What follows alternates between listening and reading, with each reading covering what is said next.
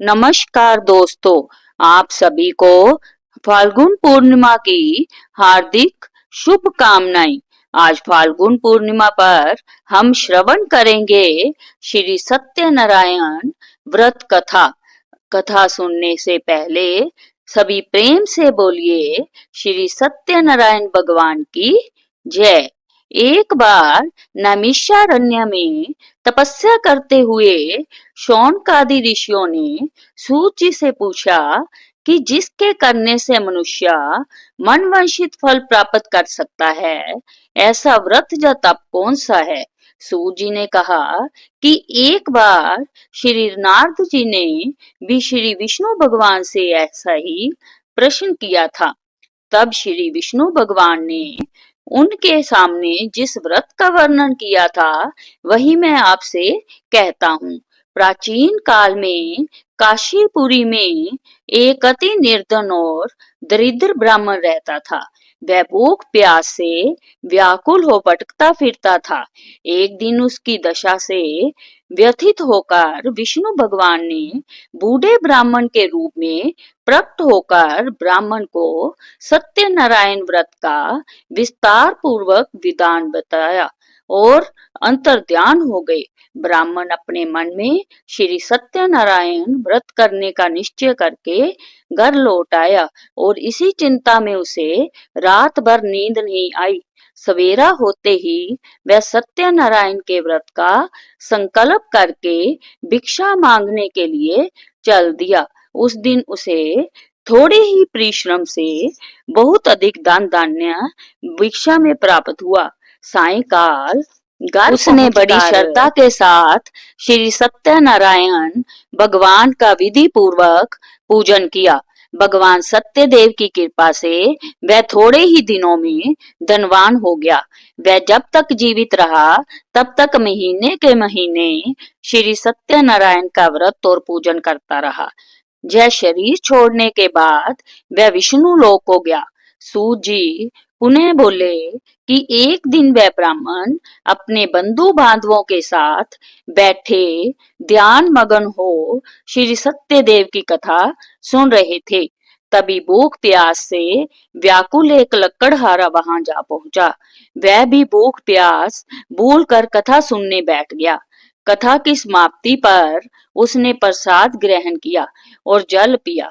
फिर उसने ब्राह्मण से इस कथा के बारे में पूछा तो उसने बताया कि यह सत्यनारायण जी का व्रत है जो मनवांछित फल देने वाला है।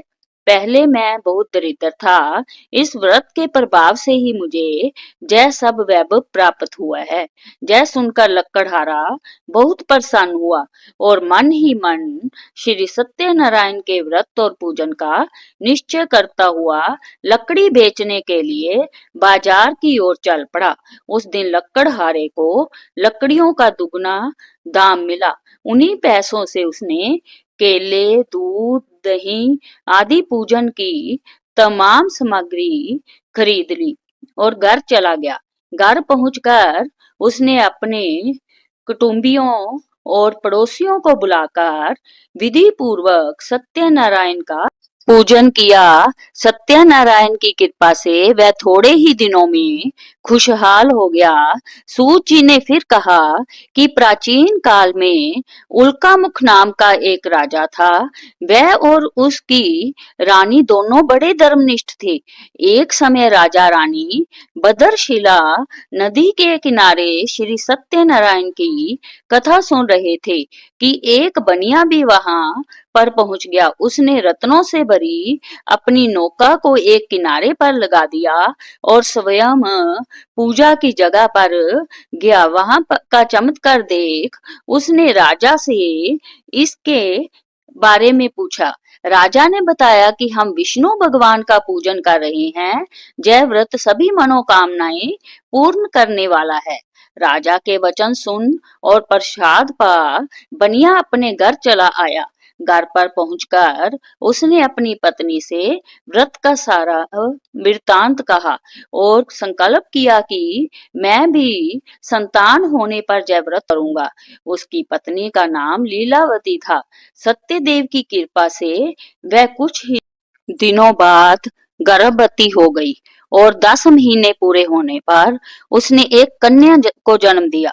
कन्या का नाम कलावती रखा गया और वह चंद्रमा की कलाओं के समान नित्य प्रति बढ़ने लगी।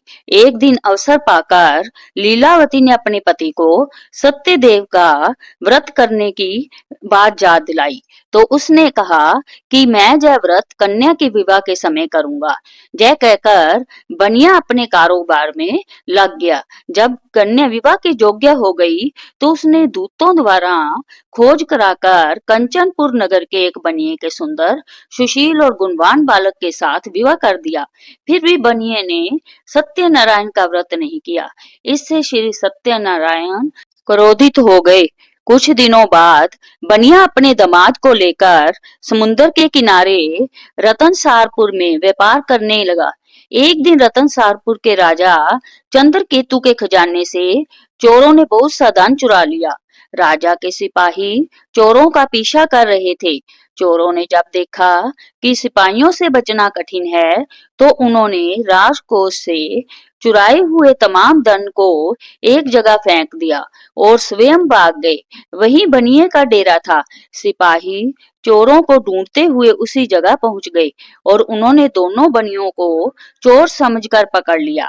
राजा ने दोनों बनियों को जेल में डालने का आदेश दिया और उनका धन कोष में जमा करा दिया। श्री सत्यदेव के कोप से लीला और कलावती भी बड़े दुख से दिन काट रही थी।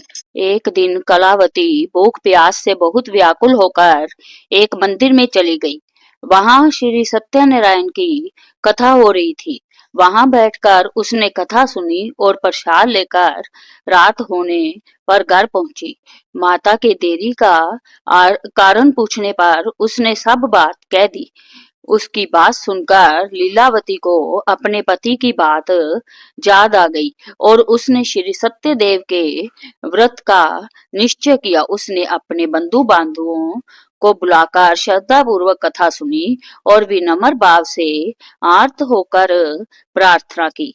मेरे पति ने संकल्प करके भी जो आपका व्रत नहीं किया, उसी से आप क्रोधित हुए थे। अब कृपा करके उसका अपराध क्षमा करे। लीलावती की प्रार्थना से श्री सत्यदेव प्रसन्न हो गए।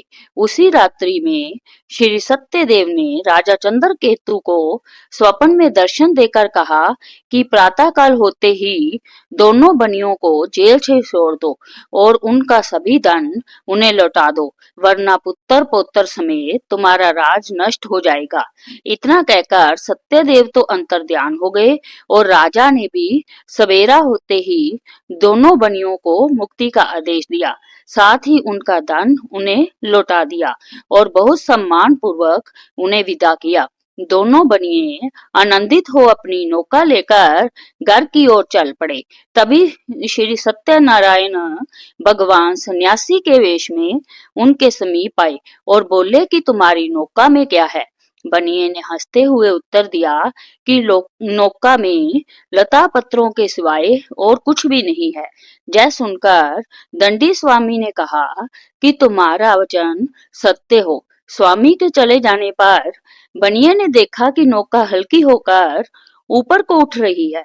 उसे बड़ी हैरानी हुई और यह देखकर कि नौका में तो सचमुच ही लता पत्थर भरे हैं। वह बेहोश होकर गिर पड़ा, किंतु दामाद ने कहा कि इस प्रकार घबराने से काम ना चलेगा। वह सब उन्हीं स्वामी की करामात है। चलकर उनसे प्रार्थना की जाए तो फिर वैसा ही हो जाएगा। दामाद की बात मानकर बनिया स्वामी के पास पहुंचकर उनके चरणों में गिर पड़ा और बार बार उनसे क्षमा मांगने लगा। उनकी विनती प्रार्थना से भगवान ने प्रसन्न होकर उसे इच्छित वरदान दिया और स्वयं उसी जगह अंतर्ध्यान हो गए। बनियों ने नाव के पास जाकर देखा तो वह धन रत्नों से भरपूर थी। तब उन्होंने वही श्री सत्यदेव का पूजन किया और कथा सुनी। फिर वह घर की ओर चल दिए। अपने नगर के समीप पहुंचकर बनिए ने लीलावती के पास आने का समाचार भेजा। लीलावती उस समय भी सत्यनारायण की कथा सुन रही थी। उसने अपनी पुत्री कलावती से कहा कि तुम्हारे पति और पिता आ गए हैं, मैं उनके स्वागत के लिए चलती हूँ। तुम भी प्रसाद लेकर शीघ्र ही नदी तट पर पहुंच जाना। कलावती प्रसन्नता के कारण इतनी विमुख हो गई कि वह कथा का प्रसाद लेना भी भूल गई और तुरंत ही नदी के तट की ओर दौड़ पड़ी। वह ज्यों ही नदी के किनारे पहुंची, त्यों ही उनके पति समेत नौका जल में डूब गई। यह देख बनिया हाहाकार करके छाती पीटने लगा। लीलावती भी दामाद के शोक में विलाप करने लगी और कलावती अपने पति के खड़ाऊ लेकर सती होने को तैयार हो गई।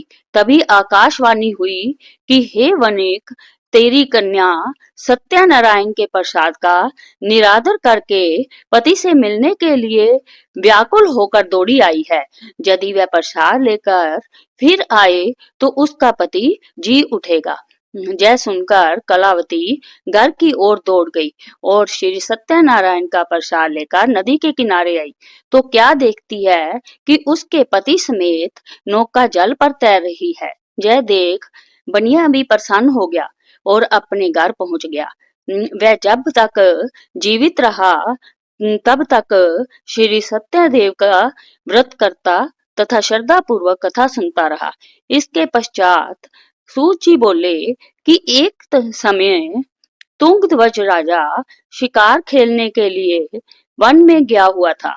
वहां उसने देखा कि एक बरगद के वृक्ष के नीचे बहुत से गोप ग्वाल इकट्ठे होकर सत्यनारायण की कथा सुन रहे हैं। राजा ने ना तो सत्यनारायण को नमस्कार किया और ना पूजन के पास हो गया। गोपगण राजा को देखकर स्वयं प्रसाद लेकर उसके पास आए और प्रसाद राजा के सामने रख दिया। राजा ने प्रसाद की कुछ परवाह न की और महल की ओर चला गया। राजद्वार पर पहुंचते ही राजा को मालूम हुआ कि उसके पुत्र पौत्र और धन संपत्ति सब नष्ट हो गए हैं। उसे वन की घटना स्मरण हो आई और उसने विचार किया कि श्री सत्यदेव के प्रसाद का निरादर करने के कारण ही मुझे यह दुख प्राप्त हुआ है। यह सोचकर राजा पुनः वन में दौड़ा गया और सब गोप ग्वालों के साथ मिलकर श्रद्धा और भक्ति के साथ श्री सत्यदेव का पूजन करके प्रसाद ग्रहण किया।